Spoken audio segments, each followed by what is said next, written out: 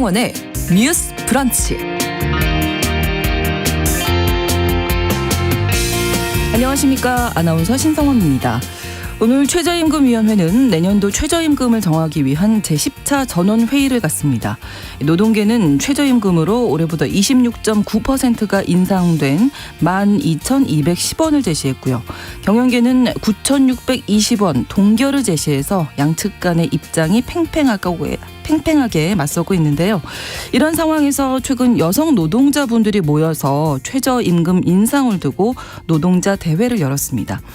이곳에 모인 노동자들은 기간제, 단시간 등 비정규직 형태로 일하는 여성들이 대부분 저임금 노동자라고 밝히면서 최저임금 인상이 여성 노동자들에게 더 절박하다고 외쳤는데요. 실제로 11년, 18년 이렇게 오랜 시간 근무를 해도 여전히 최저임금 언저리에서 벗어나기 어려운 노동자들의 증언이 이어지기도 했습니다. 오늘 첫 번째 뉴스픽에서는 장시간 저임금에 시달리고 있는 여성 노동자들의 외침을 들어보겠습니다.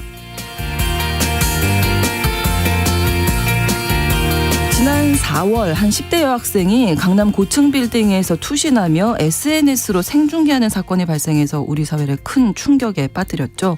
당시 고인과 함께 있으면서 자살을 방조한 혐의를 받은 20대 남성이 있었는데 이 남성이 최근 10대 미성년자와 성관계를 하다가 구속됐습니다. 남성은 앞서 투신했던 고인 그리고 이번에 만났다는 10대 여성을 모두 온라인 커뮤니티 사이트 우울증 갤러리에서 알게 됐다고 했는데요. 오늘 서해진의 범죄연구소에서는 강남 투신 사건 이후 죽음의 배경으로 지목된 우울증 갤러리 그리고 심적으로 힘든 10대 여성들을 노리는 범죄에 대해서 깊이 있게 다뤄보겠습니다. 7월 4일 화요일 신성원의 뉴스 브런치 문을 열겠습니다.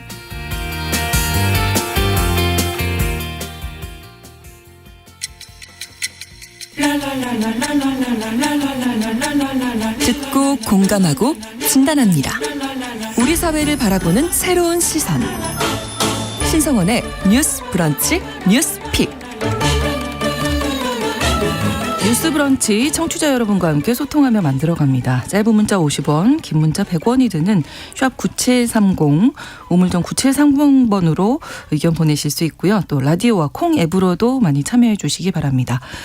화요일의 뉴스픽은 한겨레 신문 박다희 기자, 조성실 시사평론가 두 분과 함께합니다. 어서 오세요. 네, 안녕하세요. 네, 반갑습니다. 네, 자 오늘 최저임금위원회 제10차 전원회의를 엽니다.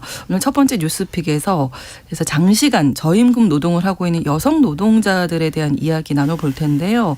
일단 먼저 이 전원회의 지금 뭐 워낙 차이가 좀 커서 네, 맞습니다. 어떻게 될지 양측의 입장을 한번 정리해 주실까요? 네, 오늘 오후에 이제 정부 세종청사에서 이제 최저임금위원회 제10차 전원회의가 열릴 예정이고요. 네. 지금 노동계 쪽은 올해보다 한 26.9% 정도 오른 12,210원으로 하자라고 이제 처음 제시를 한 상태고요. 이제 경영계 쪽은 올해 그 최저임금이 9,620원이거든요. 네. 근데 이거를 그대로 유지하자라고 올릴 수 해서 없다. 네.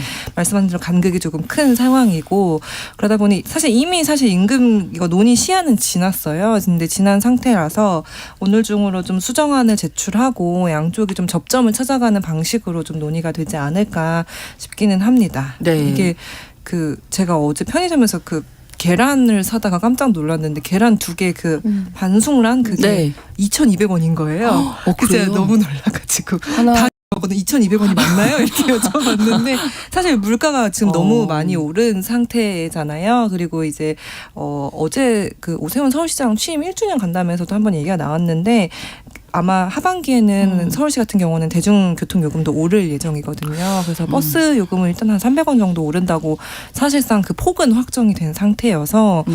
아마 이 체감하는 물가 상승률이 워낙 높다 보니까 그렇죠.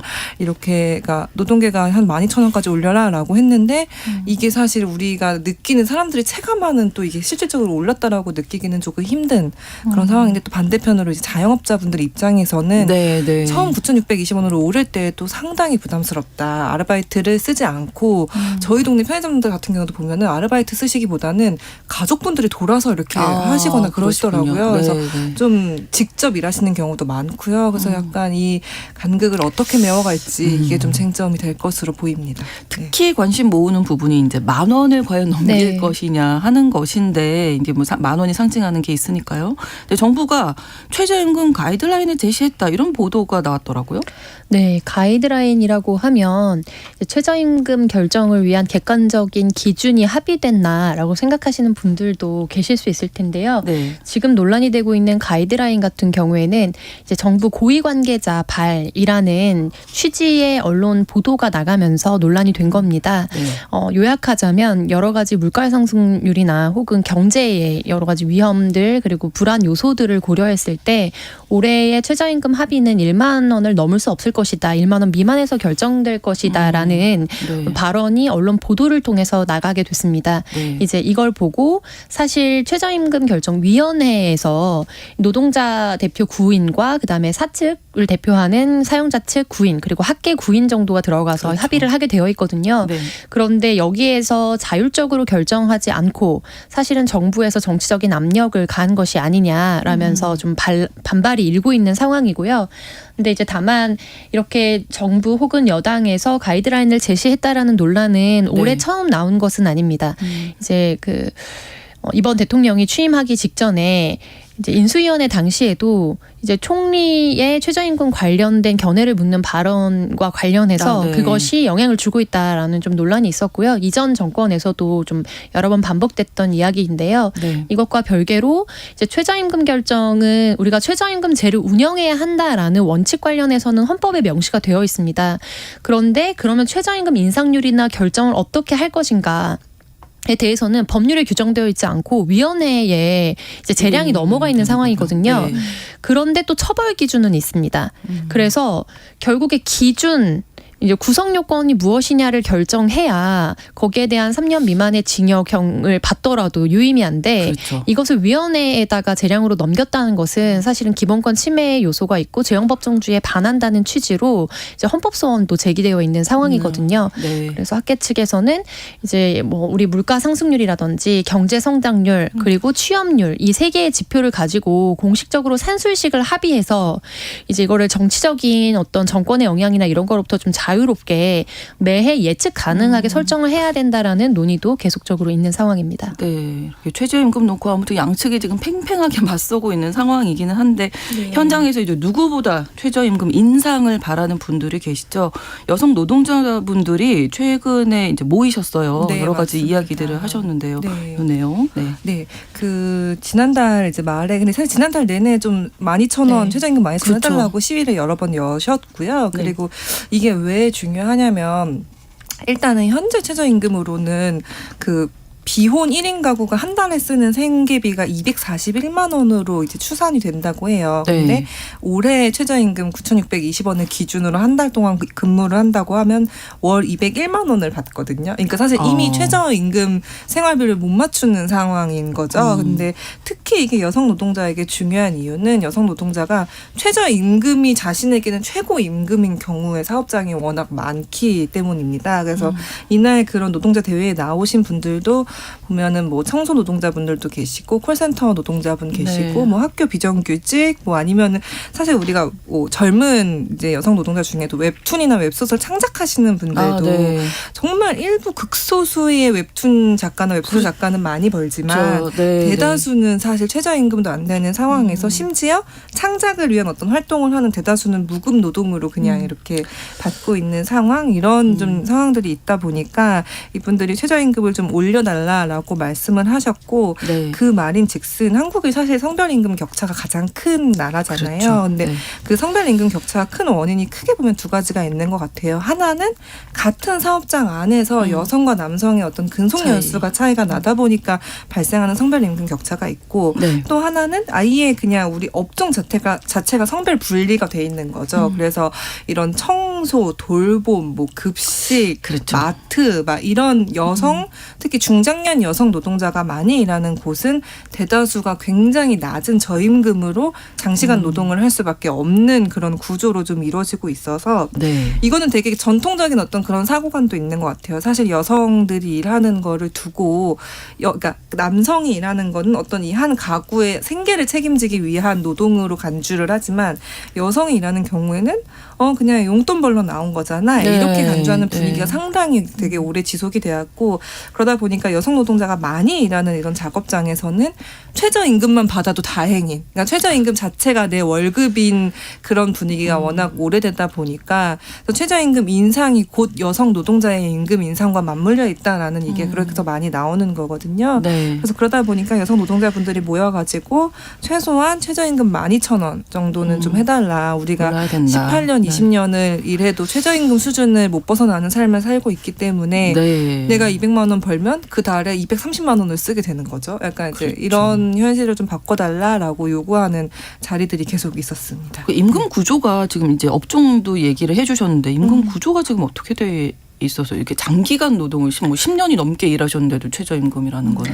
네. 상식적으로 그래서 이 데이터를 보시면 조금 예상이 가능하실 텐데요. 여성노동자회와 전국 여성노동조합이 이제 전국에 있는 여성 노동자들을 대상으로 설문조사를 진행한 결과가 있습니다. 네. 당신의 임금 인상에 가장 큰 영향을 미치는 한 가지 요인이 무엇인가라고 물었을 때 네. 말씀하신 호봉이나 근속이 사실은 객관적 기준이 될 것 같잖아요. 네네. 근데 그렇게 응답하신 분은 21.5%로 5명 중 1명에 불과했고요. 네. 승진은 안타깝게도 0.7%였습니다. 사실상 거의 기대는 안 하고 안 있다. 하시는 거죠. 결과적으로 주어진다면 네, 이런 네, 거죠. 네. 그런데 그중에 72.1%는 최저임금 인상이라고 답을 했어요. 그래서 이거를 슬로건으로 예전부터 좀 많이 외쳤던 건데 최저임금이 최고임금이다라는 슬로건이에요. 네. 그래서 결국 최저임금의 취지는 적어도 이거를 하한선으로 설정해서 이 미만으로 사람을 고용하고 이제 노동을 시키지는 않아야 한다라는 법적 원칙이 있는 건데 네. 현장에서는 최저임금만 맞춰주면 된다라고 생각해서 최저임금이 곧 내년도의 임금 인상과 연동되는 효과를 가지고 있다는 겁니다.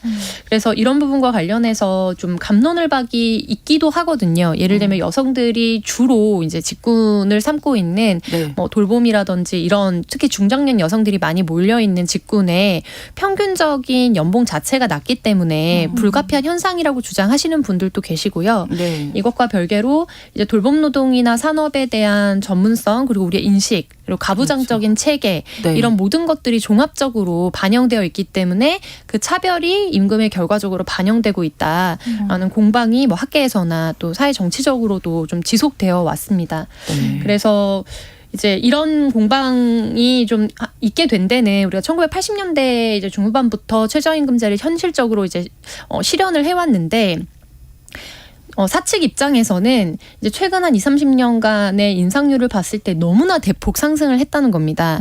근데 이제 거기에는 약간 통계 오류가 있을 수밖에 없는 게 그 당시에 최저임금이 너무 낮게 잡혀 있었어요. 네. 그래서 저희 남편 같이 살고 있는 배우자가 79년도생인데 네. 대학생 때 거의 뭐 시급을 1,000원, 3,000원 그 사이에서 받고 아르바이트를 했다고 해서 저 너무 깜짝 놀랐거든요.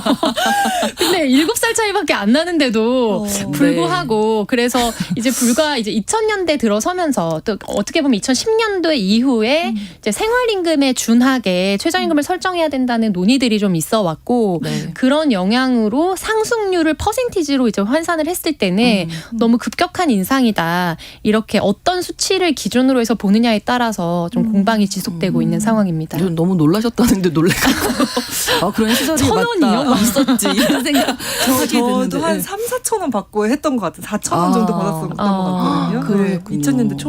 네. 네, 할 때? 맞아요. 네. 네. 초반도 아니죠. 중반 정도 4천 원.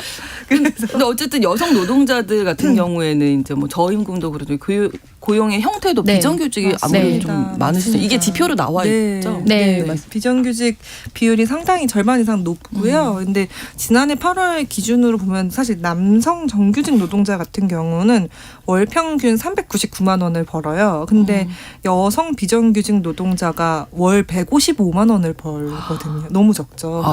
근데 이런 비정규직 여성 노동자가 전체 여성 고용 노동자의 한 절반을 차지를 하다 보니 이들도 노조를 통해서 단협을 하거나 회사와 사측과 협상을 하겠지만 그렇게 해서 오르는 경우는 1% 2% 뭐 거의 이제 그 대동소이한 수준이다 보니 네. 최저임금이 올라주는 것만큼 우리들의 그 처우를 좋게 해주는 수단이 없다라고 이제 좀 보시는 거죠. 그리고 네. 사실 아까 말씀하신 대로 그 지난 정부에서 막 최저임금을 너무 급격하게 올렸다 약간 이런 얘기들이 좀 최근 몇 년 동안 있었는데 사실 이게 지금 물가 인상률 제가 아까 말씀드린 계란 2개 2,200원을 하는 이 물가 인상률이랑 비교를 하면 2021년이랑 2022년은 다 그러니까 실질적으로 최저임금이 인상했나를 따져봤을 때 물가와 네, 네. 비교해서 다 마이너스를 기록을 했거든요. 그러니까 그만큼 아무리 우리가 최저임금을 올린다고 해도 물가 인상률을 따라잡지 못하는 상황이다 보니까 네.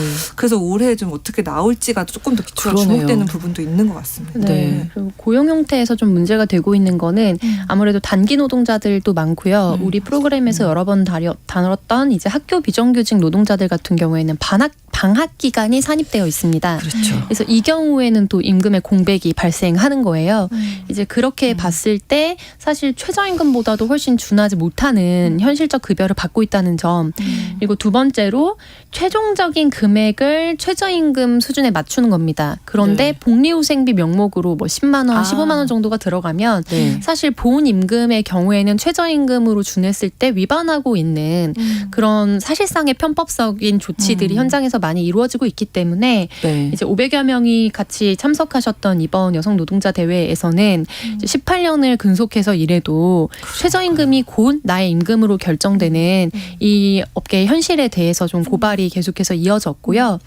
또 이제 이게 생활임금상 필요한 부분이 있는데 그것조차도 최저임금이 맞춰주지 못한다는 당위적이고 생활적인 필요도 있지만 이거를 상대적인 지표로 봤을 때 우리 사회의 안정성의 문제도 발생할 수 있습니다. 예를 들면 예를 들면 40만 원 정도가 1인 가구가 생활하는 데 필요한데 내가 220만 원에서 200만 원 정도만 얻을 수 있다면 한 달 동안 열심히 일을 해도 계속 마이너스가 20만 원 정도 생기는 거잖아요. 그렇죠. 그런데 차상위 계층이나 아예 저소득층으로 편입됐을 때는 또 상대적으로 이제 사회적인 급여라든지 지원을 받을 수 있는 복지 혜택들이 생깁니다. 그렇게 했을 때 노동에 대한 의욕이나 이런 부분들을 좀 상실시킬 수 있는 여지도 있기 때문에 그렇죠. 이 최저임금 수준을 어떻게 결정할 것인지는 이제 단순히 이것이 비용이 얼마가 올랐느냐뿐만 아니라 상대적인 값과도 이제 어떻게 보면 견주어서 봐야 할 수밖에 없는 지표라고 할 수 있겠습니다. 네, 7810번으로 대기업 하청업체 근무하는 분이라고 알려주셨는데 최저임금이 하청업체의 월급입니다. 물가가 이렇게 오르는데 최저임금 올라야 한다고 말씀해 주셨어요. 마찬가지로 이제 물가 때문에 그런 건데 김진애 님도 물가가 너무나 올라서 장 볼 때마다 깜짝깜짝 맞아요. 놀라신다고 네, 좀 네. 실질적으로 우리가 피부로 느끼는 거잖아요. 맞아요. 근데 이 여성 노동자들의 이제 임금 형태에 대한 얘기 나누고 있는데 이게 구조적인 문제일까요? 왜 이런 걸까요? 단순한 업무라고 보는 걸까요? 네, 그런 네. 먼저 말씀하시겠습니다. 네. 좀 폄하되는 지점들이 네. 노동의 없지 않아 가치에 있고, 대해서. 네. 가치 같은 것들이 그냥 아까 말씀드린 대로 그냥 아르바이트 수준이라고 생각을 하거나 아니면은 제가 근데 최근에도 느끼는 게 그 요양보호사분들 계시잖아요. 네, 네. 돌봄 노동을 하시는 분들이고 사실 요양보호사분들의 일은 저희가 저출생 고령화 사회가 사실상 기정사실화된 상황에서 굉장히 중요한 역할이거든요. 당장 내가 나이를 들어서 혹은 우리 부모님을 어떻게 돌볼 것이냐에 대한 거와 직결이 돼 있는 문제이기 때문에 돌봄의 그 질을 높이기 위해서라도 요양보호사 처우를 개선해야 된다는 목소리가 굉장히 오랫동안 나왔거든요. 네. 근데 아직 그 인식들이 나아가지 못했다는 느낌을 받는 게 뭐냐면 그 서울시에서도 그렇고 그러니까 중앙정부에서도 사회서비스원이라는 체제를 만들어서 네. 돌봄을 좀 공적인 이 망 안에서 제공을 하자. 그래서 이들한테 조금 더 안정적인 일자리도 주고 요양보호사들에게 그래서 조금 더 월급도 주고 조금 더 그러니까 그러면은 좀 더 좋은 서비스를 제공할 수 있게 만들자라는 이제 얘기들이 나왔는데 아직 이거에 대해서는 학계에서도 논의가 조금 있기는 하나 최근에 이제 서울시 의회나 서울시 쪽에서 이제 서울시 사회서비스원에 대한 이제 그런 좀 제재를 하면서 얘기했던 게 네. 돌봄 노동자들이 이렇게 많은 월급을 받는 게 말이 되냐 약간 이런 식으로 얘기를 했어요. 근데 그분들이 그 서울시 사회서비스원에 고용된 그 요양보호사분들이 받는 월급이 이렇게 뭐 대단히 많은 고임금이 아니라 서울시가 설정한 생활임금 생활임금. 수준으로 받거든요. 그러니까 그 기준을 넘어서는 게 아닌데도 이 돌봄 노동자들이 그 돈을 받는 게 말이 되냐? 그냥 지금 민간의 요양보호사분들은 사실상 굉장히 저임금 장시간으로 일하는데 민간 수준으로 맞춰라. 그러니까 하향 평준화를 하라는 얘기죠. 그러니까 이게 우리가 늘 저출생도 중요하고 고령화가 중요하고 그래 돌봄 노동 중요하지라고 말은 하지만 실제로 임금 체계를 개선할 때 왜 이렇게 많이 받아? 이렇게 얘기를 하는 현실이 아직까지 있는 것 같아요. 네. 이거는 좀 세대별로 나눠 보면 조금 더 명확하게 보일 것 같은데요. 그러니까 우리가 2000년대 초반 중반으로 해서 완벽한 교육 평등이 사실상 성별 간에 이루어졌다고 봅니다. 그래서 OECD 기준으로 했을 때 고등교육, 그러니까 우리나라로 치자면 대학교 진학률이 뭐 90%를 이미 넘어선 시점이었고 여성의 대학 진학률이 남성을 넘어선 시점이 2000년대 초중반이기 때문에 이제 그래서 사실 82년생 김지영이라는 네. 서사가 상징성을 가졌던 거고요. 그런데 그러면 이제 그거를 기점으로 봤을 때 그전에는 아무래도 집에서 자녀 교육을 할 때 여성보다는 남자에게 더 많이 시켰기 때문에 고등교육을 받은 남성이 상대적으로 이제 보수가 높은 직군으로 갈 수 있는 경쟁력을 가지고 있다라는 부분, 그리고 돌봄 노동자로서 중장년 여성들이 이제 비중이 많이 편입되어 있는 부분이 이제 네. 통계상 착시를 준다라고 주장하시는 분들이 계셨어요. 근데 이 부분에 있어서는 방금 이제 기자님께서 지적해 주신 것처럼 우리가 돌봄 노동이나 이제 사회 필수 노동을 어떻게 바라보느냐라는 관점의 전환이 좀 필요한 부분인 것 같고요.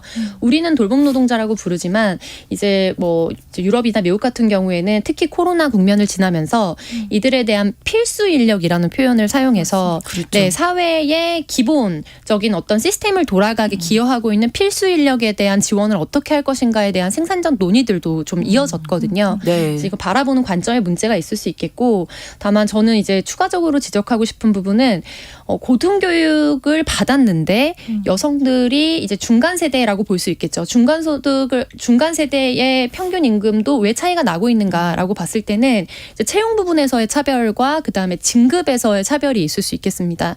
그래서 우선 지금 대학 졸업하시는 분들 같은 경우에는 사실 10년 뒤엔 그런 일이 출생률의 이제 수치를 봤을 때 없을 것 같고요.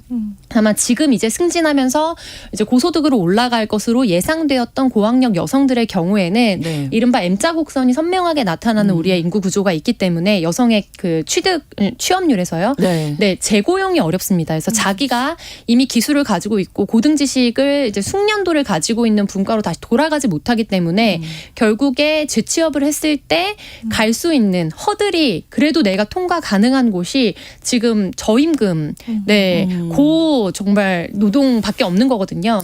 이런 부분, 그리고 이제 취업 단위에서 자연대나 이런 공대가 요즘 굉장히 소득이 높잖아요. 네. 그래서 남자들이 공대에 많이 가니까라고 주장하시는 분들이 또 계시지만 사실 입학 인원과 그다음에 졸업 인원을 비교했을 때는 특히 자연대 같은 경우에는 여성이 상대적으로 약간 높게 나타나기도 하거든요. 네네. 그런데 취업하고 5년 이후 지표를 봤을 때는 남성이 또 자리를 많이 잡습니다. 그래서 이런 부분들이 종합적으로 반영돼서 여성의 평균 임금이 낮아질 수밖에 없다고 볼 수 있겠습니다. 네, 아무튼 인식 변화가 정말 네. 중요하다는 네. 생각 네. 다시 한번 들게 되고요. 맞습니다. 최저임금 협상도 아마 치열하게 이제 진행이 될 텐데, 그럼 지금 여성 노동자분들이 이제 임금 인상, 최저임금 이게 최저임금인 네. 임금 인상이 될 수 있는 네. 그 방법이 마지노선이 최저임금. 네.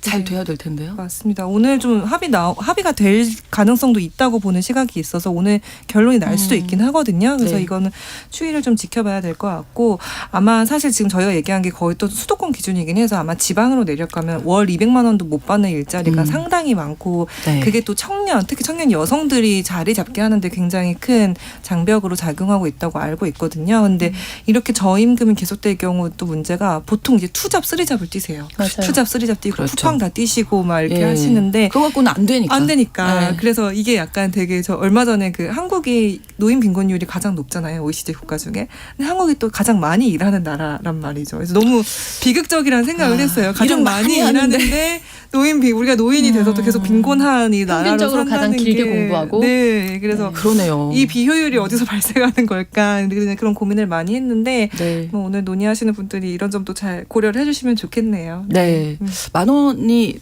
어떻게 보세요? 넘을까요? 넘었으면 네. 좋겠어요. 네. 넘었으면 근소하게 좋겠습니다. 넘기를 바랍니다. 넘기를 바랍니다. 네. 네. 뉴스 브런치 1부 마치고 2부에서 뉴스픽 계속 이어가겠습니다. 11시 30분부터 일부 지역에서는 해당 지역 방송 보내드립니다.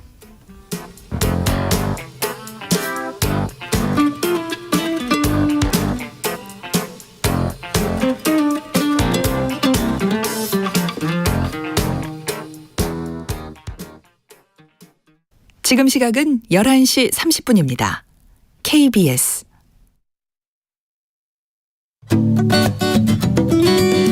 여러분은 지금 KBS 1라디오 신성원의 뉴스 브런치를 함께하고 계십니다. 어제 너무 더웠죠. 서울 최고 기온 35도를 기록하면서 올해 들어서 가장 더웠다고 하는데요. 이제 오늘은 또 비가 온다는 소식도 있지만 뭐 장마도 있고 본격적인 그렇습니다. 폭염도 시작된 것 같습니다. 이럴 때 아무래도 더 어려움을 겪는 분들이 계실 텐데요. 기후나 날씨 변화에 직접적으로 영향을 받는 사회적 약자 분들이실 겁니다. 얼마나 많이들 계시는지 좀 박다혜 기자님 정리해 네, 주실까요? 맞습니다.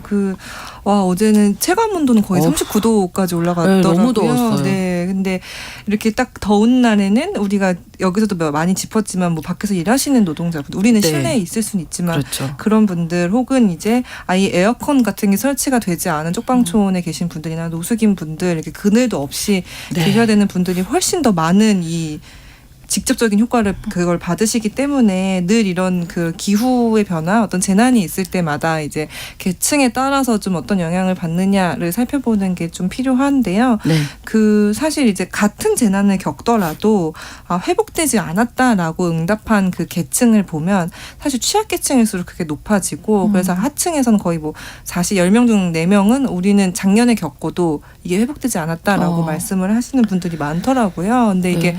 멀리 가지 않아도 이제 지난해 우리 폭우 사태만 생각을 해봐도 네. 아파트에 있으신 분들은 안에서 대피를 하면 되잖아요. 높은 곳에 있으니까 또. 근데 당장 반지하에 계신 분들은 그렇죠. 그 물이 쏟아져 내려오는 그 압력을 견딜 수가 없기 때문에 그렇죠. 직접적으로 피해를 보신 분들이 너무 많았고 네. 물이 아래로 흐르잖아요. 그러다 그렇죠. 보니까 이제 그런 곳 좀 열악한 곳에 사시는 분들이 굉장히 어려움을 겪고 있고 사실 그 지난해 그런 사고가 발생한 다음에 뭐 지자체 차원에서도 뭐 반지하 뭐 대책을 마련하겠다, 뭐 침수 대책을 마련하겠다라고 되게 많이 내놓기는 했어요. 근데 그게 또 생각만큼 진도가 나가는 게 쉽지가 않대요. 왜냐하면은 뭐 차수판이라고 해서 그런 침수를 막아주는 이 네, 방지막을 설치를 한다던가 네. 아니면은 반지하를 매입을 하고 뭐 어떤 다른 공공임대주택으로 거주하는 옮겨주시거나? 거를 그 지원을 해준다던가 이런 대책을 내놨는데 이게 사실 거주하시는 분들은 세입자잖아요. 근데 그 집주인이 따로 계시잖아요. 근데 뭐 차수판을 설치하든 뭐 어떤 뭐 조치를 취하고 고치려면 집주인의 허락을 받아야 되는 거예요. 근데 전부가 그러신 건 아니지만 일부 집주인은 내가 가진 이 부동산이 침수 취약 지역으로 사실 소문이 나는 순간 집값이 떨어지기 때문에 반대하시는 분도 있다는 거예요. 그래서 그들을 설득하는데 또 생각보다 굉장히 오랜 그 시간이 걸리고 그러다 보니 우리가 이제 지난해 사고를 겪고 한 1년이 지났지만 네. 생각보다 이런 침수 대책을 마련하거나 하는 게 좀 더디게 느껴질 정도로 좀 이뤄졌다고 얘기를 들었거든요. 네. 그래서 아무래도 이런 기후 재난이 왔을 때도 이제 결국에는 취약한 계층일수록 더 많은 영향을 받을 수밖에 없다라는 점을 한 번 더 짚어야 될 것 같습니다. 이미 7월이 됐기 때문에 이게 비가 언제 막 쏟아질지 네. 알 수가 없는 거거든요. 작년에도 네. 마찬가지였잖아요. 네. 근데 무엇보다 이제 또 폭염도 이어지게 되면 에너지 빈곤층이 있어서 이분들이 얼마나 많으신지 어떤 환경에 네. 놓여 계신지. 에너지 빈곤층이라는 개념은 이제 법제도적으로 우리가 확정된 개념은 아닌데요. 네. 좀 학술적인 용어로 방식으로 쓰이고 있습니다. 적정 수준의 에너지 수급을 감당할 수 없는 경제적 취약계층을 일컫는 말이고요. 조금 더 깊이 들어가면 평균 온도를 이제 18도 정도로 설정했을 때 네. 이만큼 유지하기 위해서 자기 소득의 10% 수준 이상을 지출해야 하는 가구를 일컬어서 에너지 빈곤층으로 학술적으로는 분류하고 있습니다. 네, 이와 관련해서 결국에 이제 사회적 재난, 특히 기후 변화로 인한 폭염과 폭우 피해는 가장 네. 약한 고리부터 무너뜨린다라고 하거든요. 네. 그래서 이제 작년도에 우리 사회가 겪었던 이제 반지하 피해도 그렇고요. 그리고 일자리를 기준으로 분류했을 때에도 야외에서 이제 노동을 해야 하는 경우에 저임금 노동자분들이 많으시기 때문에 이런 네. 부분들, 그리고 이제 농막에서 거주하는 이주 여성이나 이주 노동자 문제가 사회적 문제가 되었었는데 네. 그런 경우에 이제 여름과 겨울을 나기가 너무 힘든 부분들. 그래서 작년도 올해 초였던 것 같아요. 전라북도 한 지역에서는 이제 난방기를 아끼다가 사실은 사망하신 외국인 노동자 부부가 있었잖아요. 그래서 이런 모든 것들이 사실 여름과 겨울 통틀어서 에너지 빈곤층이 겪고 있는 어려움이라고 할 수 있겠습니다. 네. 그래서 환경 정의를 실현할 수 있는 에너지 수급 대책이 필요하다라는 논의가 있고, 근데 다만 이제 정부가 이런 에너지 바우처나 이런 것들을 시행하고 있는데 관련된 실태 조사가 명확하게 좀 이루어지고 있지 않아서, 그리고 이게 신고제 신청주의로 이루어져 있거든요. 네. 정작 필요한 분들은 몰라서 신청을 못하고, 네네. 그리고 이게 여러 조건을 복합적으로 갖춰야 하지만 이거에 해당하기 때문에 이제 사각지대가 많이 발생할 수 있다라는 우려가 있어서 이제 작년도 말에 관련 에너지 법이 개정이 됐어요. 그래서 3년마다 실태 조사를 하도록 하고 있는데 네. 관련 예산은 좀 너무 늦게 법안이 통과되면서 올해 예산에는 반영이 되어 있지 않은 것으로 알려져 있습니다. 그렇군요. 이게 이런 것들이 신청을 하는 게 정보를 네, 몰라서 신청을 못해서 맞아요. 안타까운 상황이 네. 많아서 네. 그냥 자동으로 좀 이렇게 맞아요. 지급되도록 네. 바꿔야 되지 않나 이런 생각도 항상 하게 되는데 일단 또 특히 전기료가 올해 2차례 올랐거든요. 맞습니다. 인상이 뭐 불가피한 부분이 있다고는 하지만 이런 에너지 취약계층, 빈곤층 에 대한 정부 지원이 좀 제대로 됐을까? 이 부분도 조금 한번. 더 확대되면 좋겠다는 생각이 들어요. 왜냐하면은 올해 1분기 기준으로 이제 하위 20%가 이제 소득 1분이거든요. 근데 네. 하위 20% 가구가 연료비로 지출한 비용을 따져봤더니 월 평균 12만 6,475원이라고 해요. 근데 그게 전년 같은 분기 때는 10만 원대였거든요. 이게 한 2만 6천 원 정도가 사실 늘어난 올랐네요. 정도인데 이게 한 26% 정도 늘어난 수치. 인데 같은 기간에 그 가장 상위 계층인 소득 5분위 지출 증가율보다 훨씬 늘어났어요. 그러니까 이게 똑같이 2만 6천 원이라고 해도 그 빈곤층에서 2만 6천 원이 다가오는 수치와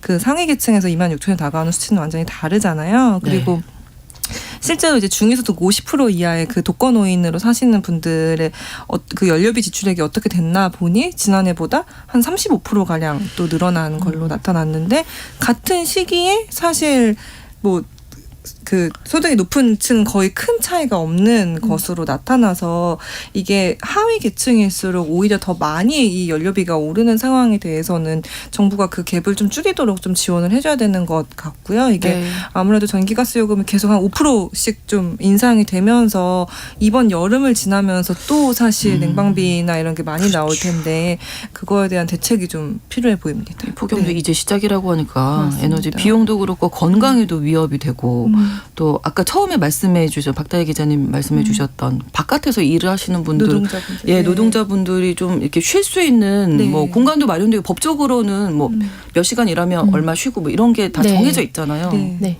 근데 이런 것들도 잘 지켜지고 있는지 예, 맞습니다. 우리가 한번 생각을 그럼- 해봐야 할 것 같고. 네, 휴게 시간 및 휴게권에 대한 이제 네. 관련 규정들이 있지만 현장에서는 이제 폭염특보가 내려졌을 때 네. 여러 가지 비용 문제가 사실 또 발생하기 때문에 원칙대로 쉴 수 있는 건설 노동자가 4명 중에 1명 정도에 불과하다라는 이제 조사도 있는 상황입니다. 네. 그래서 이게 전체 소득 대비 에너지 원에 이제 지출하는 비중이 얼마가 되느냐도 문제인데요. 요즘에 에너지 절감 기술이 굉장히 많이 도입되고 있지 않습니까? 근데 그 기술이 사실 비용 비용을 지출해야 쓸 수 있는 거예요.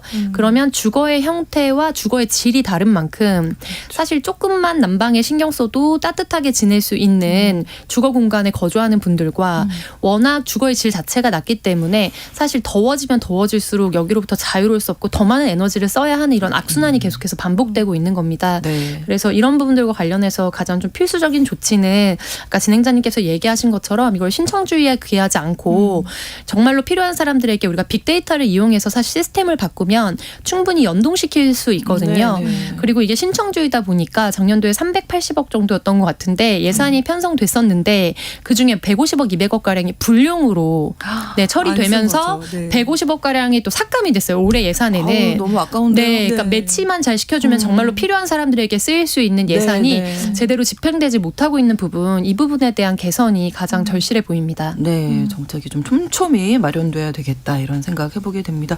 화요일에 뉴스픽 마무리하도록 하겠습니다. 한겨레 신문 박다혜 기자, 조성실 시사평론가 두 분과 함께했습니다. 고맙습니다. 감사합니다. 수고하셨습니다. 신성원의 뉴스 브런치는 여러분과 함께합니다. 짧은 문자 50원, 긴 문자 100원이들은 샵 9730, 무료인 콩앱과 일라디오 유튜브를 통해 참여해주세요.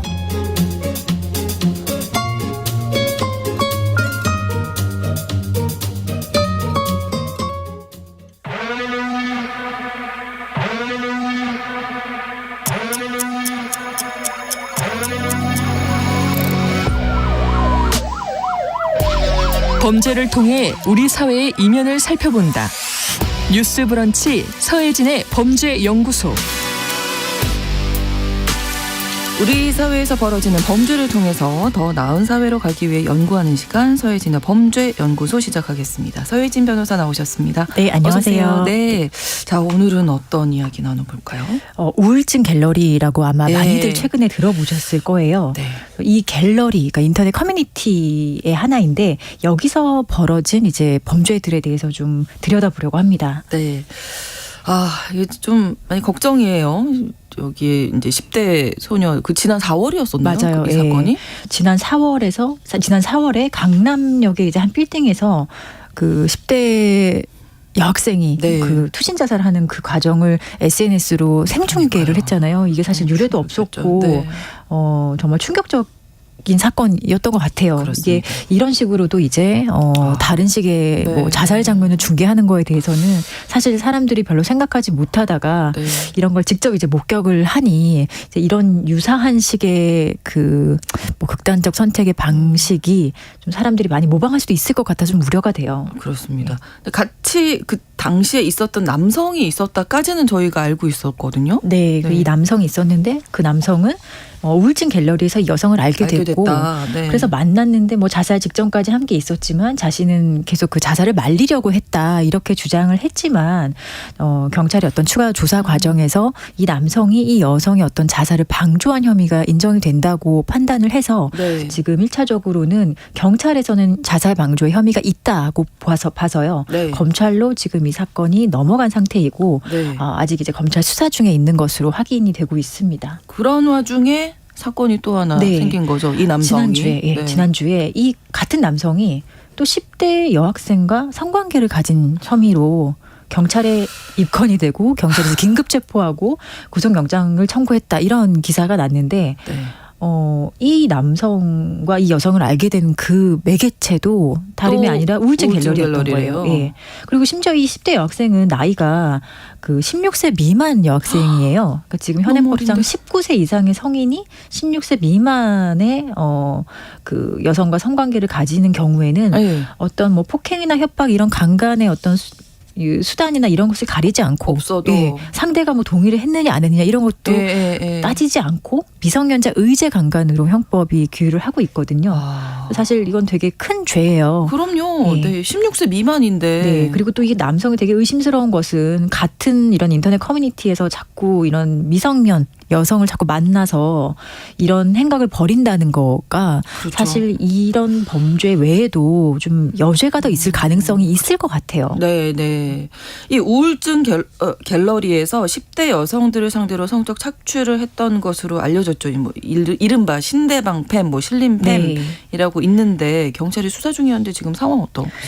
지금 이 우울증 갤러리에서 파생된 일종의 오프라인 모임의 대표적인 그 종류라고 할까요? 대표적인 모임 이 두 가지가 네. 이 신대방팸, 신림팸이라고 불리는 거는 모임인데요. 일종의 모임이죠. 그러니까 동네 이름을 딴 모임이고 거주지를 특정해서 한 곳에 어울려 살면서 좀 각종 범죄를 저지르는 것으로 지금 알려져 있는데요. 네. 5월에는 2020년 초부터 2023년까지 실종 신고된 미성년자들을 이 신림팸 이 거주지에 머무르게 하고 집에 돌려보내지 않은 그런 혐의로 이 신림팸의 남성들이 조사를 받았고요.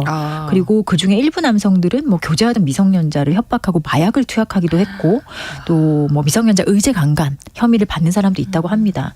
그리고 그 신대방팸 거주지 여기에 이 네. 미성년자들을 자꾸 불러서 네. 폭행하고 협박하고 이런 혐의로 동작경찰서에서 뭐 신대방팸 일명 이런 4명을 소환해서 조사했다라고 하고요. 그리고 신대방, 신림팸 이런 팸 외에도요. 네. 이 우울증 갤러리를 매개로 한 범죄 피해 신고가 사실 과거에도 있었던 것 같은데 집계가 되지 않았던 것 같고 네. 최근에는 이제 이 사건이 좀 보도가 되자 자신도 피해를 입었는데 얘기하지 못했다는 피해자들이 경찰에 신고를 많이 하고 있는 것 같아요. 얼마나 하고 있는지 모르겠지만 최근에도 네. 기사가 난 것이 우울증 갤러리에서 만난 복수의 성인 남성으로부터 수차례 성관계를 강요받았다라는 어떤 여성의 피해 신고가 있었어요. 네. 그리고 이 우울증 갤러리 사건이 좀 보도되자 또 다른 사건이 지난 사건이었는데 보도가 된 게 있는데요. 네. 지난 5월 남양주에서 우울증 갤러리에서 만난 장애인 여성을 추행했다는 혐의를 받는 한 남성이 이미 수사가 완결되고 기소가 된 그런 사건도 있었다고 합니다. 그러니까 지금 언론 보도된 것만 하더라도 그러네요. 상당히 많거든요. 너무 많은데요. 네. 그러니까 처음에 말씀해 주셨던 그 강남 투신 사건 이후에 저희도 뭐 방송하면서 이 갤러리가 문제 아닌가. 네. 우울증 갤러리 좀 차단해야 하지 않은가 뭐 이런 얘기도 한 적이 있었는데 지금도 유지되고 있는 건가요? 네, 뭐 이렇게 강제적인 차단은 하진 않았어요. 네. 근데 우울증 갤러리가 사실은 그 뭐 DC 인사이드의 여러 이제 갤러리 중에 갤러리들 중에 하나이고 하나인 거죠. 그냥 뭐 침묵이나 서로 뭐 우울감을 느끼는 사람 또는 우울증을 가진 사람들이 뭐 평범한 뭐 자신들만의 어떤 감정, 네, 일상 이런 네. 거를 공유하기 위해 만든 어떤 친목 모임이잖아요. 근데 이제는 점점 이런 식으로 어떤 범죄의 매개가 되거나 네. 좀 범죄 온상이 되었다고 평가할 수 있을 정도로 사건이 지금 많이 일어날 정도로 그러니까요. 그 애초에 그 만들어진 목적이 약간 좀 변질되고 있거든요. 네.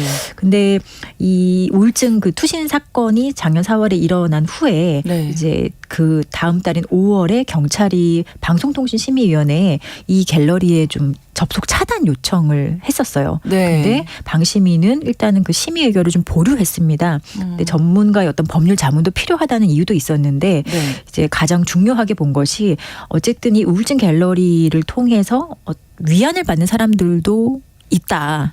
그리고 이들의 어떤 표현의 자유도 좀 존중이 되어야 한다. 그리고 게시판을 만약에 폐쇄하거나 접속 차단한다고 한다면 네.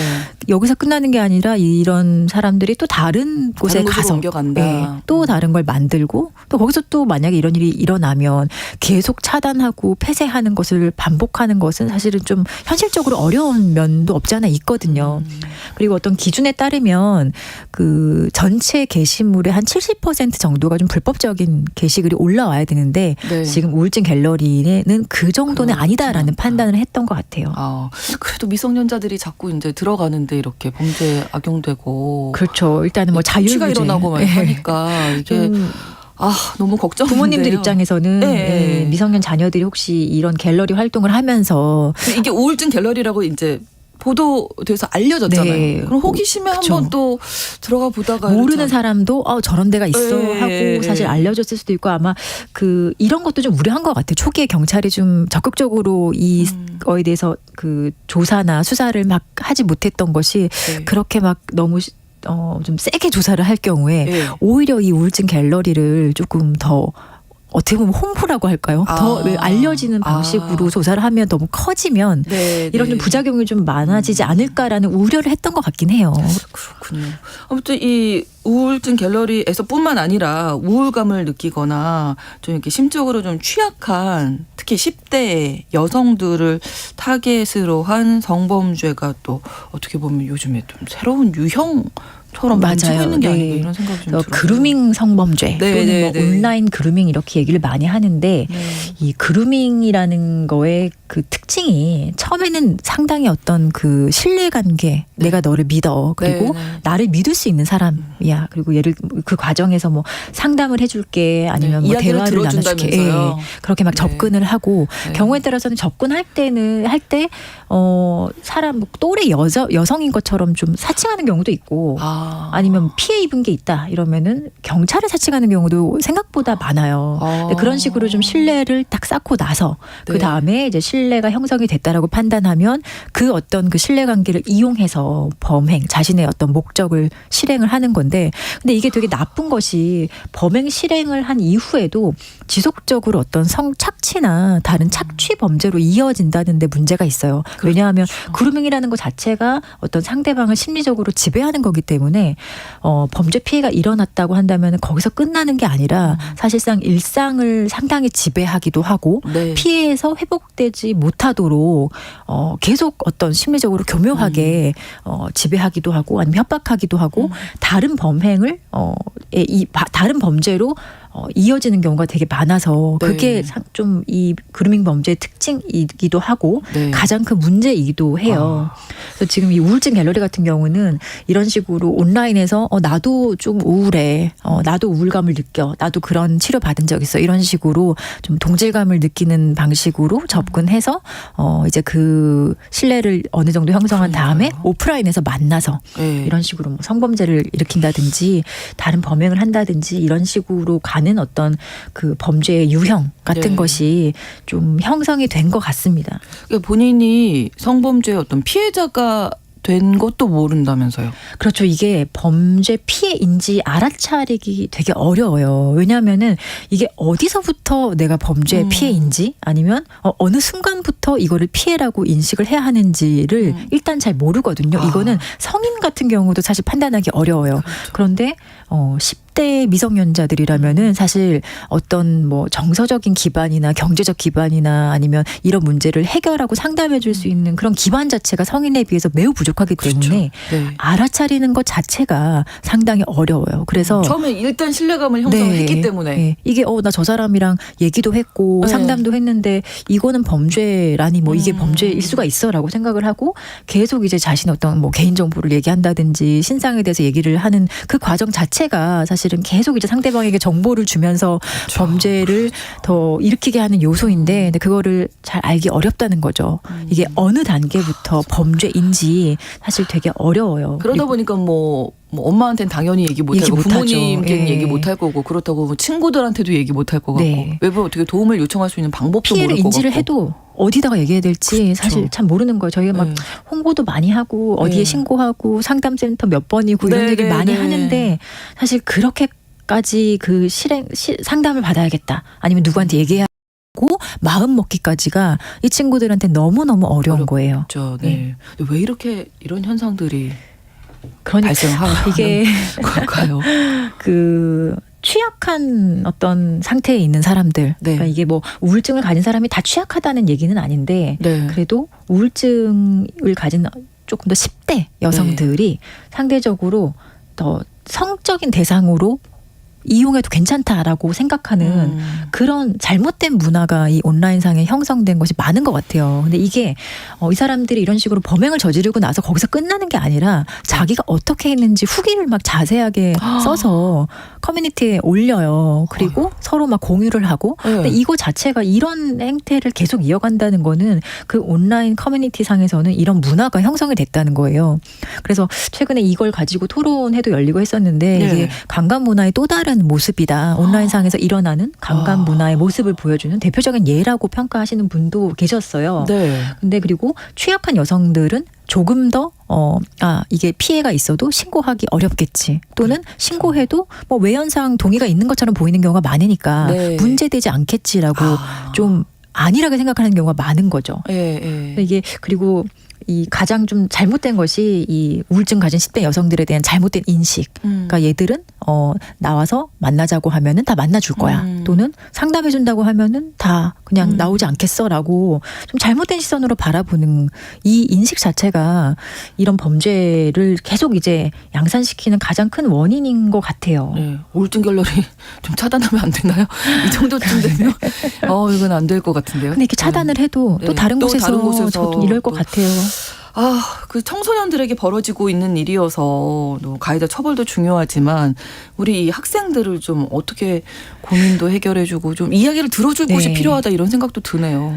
사실 10대들을 위한 이런 그 상담, 뭐 피해를 입었거나 아니면 네. 그냥 단순히 우울감에 대한 상담 이런 것들은 사실 창구가 되게 많아요. 네. 많고 뭐 상담할 수 있는 그 여러 곳이 기관이 있는데 네. 저는 가장 중요한 거는 이 10대들의 어떤 그 눈높이에 맞춘 그 또래들의 상담 이런 거가 그렇죠. 되게 중요하지 않을까 싶어요. 네. 그러니까 물론 어른에 의지하고 어른들의 관점으로 10대를 바라볼 수도 있겠지만 듣기 지금 싫어하잖아요. 네. 어른들이 뭐라고 하면.